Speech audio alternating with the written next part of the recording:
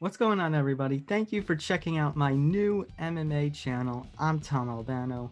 I'm a writer for Fansided and MMA Prospects. I've been around the MMA game for about 5 years. I was previously at Fight Sports. And again, I just want to welcome you all to this brand new YouTube channel that I've opened up.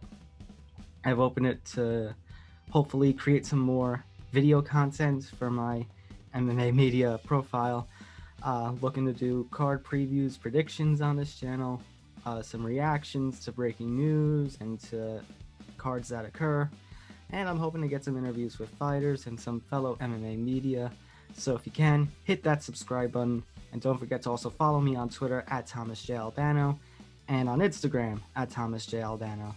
Now, I was hoping that my first video content for this channel would involve, a little more happier news or some of the big hype around UFC 259, but of course, a little bit of a swerve. So for those of you who missed it last night, the MMA world got rocked a little bit in the announcement that Khamzat Chimaev, the number 14 ranked fighter, welterweight fighter in the UFC, he was one of the biggest rising stars of 2020, practically debuted on the UFC scene on Fight Island and made an absolute impact. And he appears to have announced retirement in an Instagram post. So looking at the post that he made about 13 hours ago from the time that this is being recorded. So this is last night. Using the translation function on Instagram, it says, quote, "I want to say thank you all so much for supporting me in my journey in this sport. I think I'm done. Yes, I know I didn't take the belt, but it's not the most important victory in this life. It may upset you, but my heart and my body tell me everything. I want to say a big thank you to my team at All Star Gym Sweden. I want to say a big thank you to UFC." Now, this isn't the only Instagram post that he made last night. He posted a story, and I'm getting this from Aaron Bronstetter of TSN, although his post was more or less translated by the folks over at Reddit MMA. And it says, "Take yourself and your family. This is the most important thing. The main thing is I do not know what this disease is, but it is not easily outlived." And in the photograph, you can see a sink and what appears to be drops of blood around the sink. A very scary sight indeed. So as I mentioned before, my first initial thought was shock. Like, wow, this is saddening. Khamzat Chimaev, like I mentioned before, was one of the biggest stars of last year. He was 2-0 when he made his MMA debut in 2018. He went 2-0, and then he signed with Brave Combat Federation, Brave CF, ended up going 4-0 there. And then he takes a fight on Fight Island, that very first stint on Fight Island. He defeats, I believe it was John Phillips. Yeah, John Phillips via Darce choke. And then in his call-out, his post-fight interview, says he wants to fight again while on Fight Island. So 10 days later, that last card in that first Fight Island stint, he's there against Reese McKee. He knocks out Reese McKee. And then all of a sudden, a couple of months later, he's got all this hype around him. He gets booked against Gerald Meerschaert. Now, there was that whole controversy of double booking Chimaev, already giving him a December booking, which pissed Meerschaert off. But he and Meerschaert end up facing off. He ends up knocking Meerschaert out in 17 seconds. This guy just had all the momentum in the world, and then it's just kind of sad how all of a sudden it seemed like COVID is going to be robbing him of a fighting future. If you remember, he and Leon Edwards were scheduled to face off in the main event of that last 2020 fight card in December. There was a whole report about Chimaev possibly testing positive for COVID.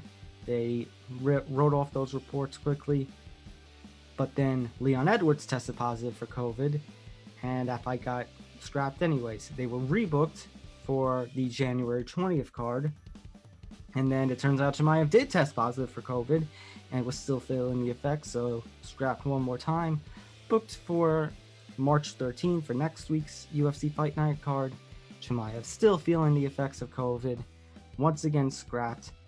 And instead, Leon Edwards, after all that he had to go through with not just battling COVID, but for a time they had actually stripped him of his ranking until he accepted the fight with Chimaev. So all that negotiation BS over there.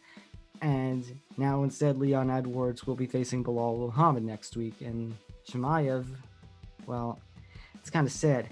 Chimaev was recently brought over to the United States by Dana White and UFC brass in the hopes of getting him some better medical attention and help with his recovery from COVID.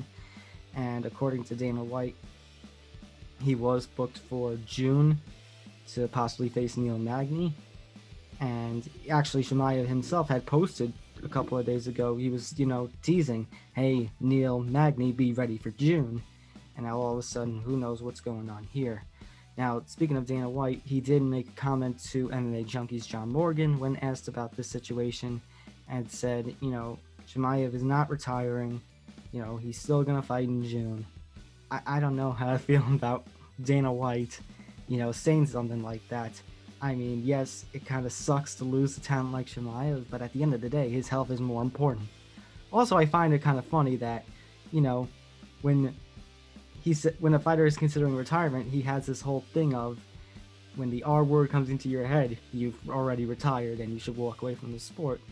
But when it's somebody, like Chimaev, who all of a sudden he loses big, all of a sudden it's baby come back. Baby, come back.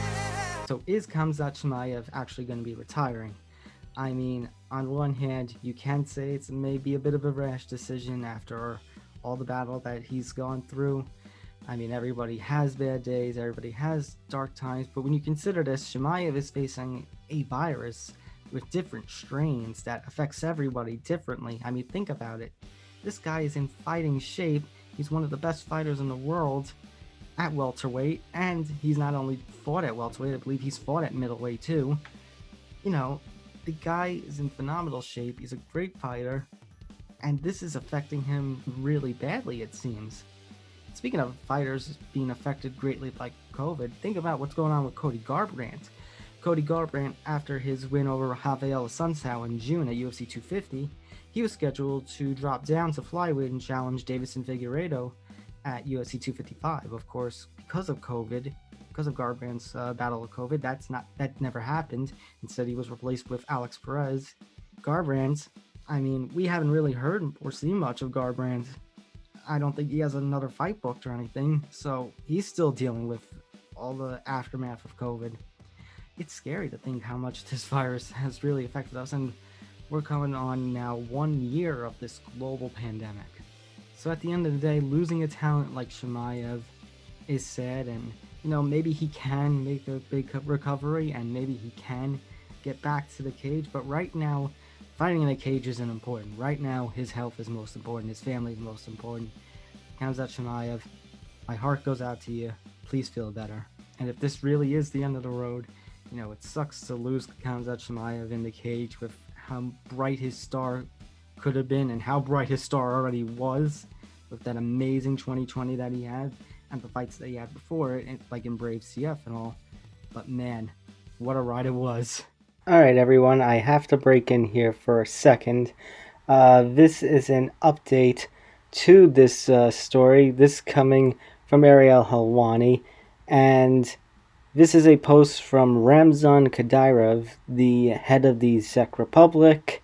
Many people have described him as a dictator, and he basically, in this post, says that apparently he talked with Chimaev and said that Chimaev realized that he didn't need to throw his career away so quickly, was not going to retire, and just let the guy get healthy. Good God.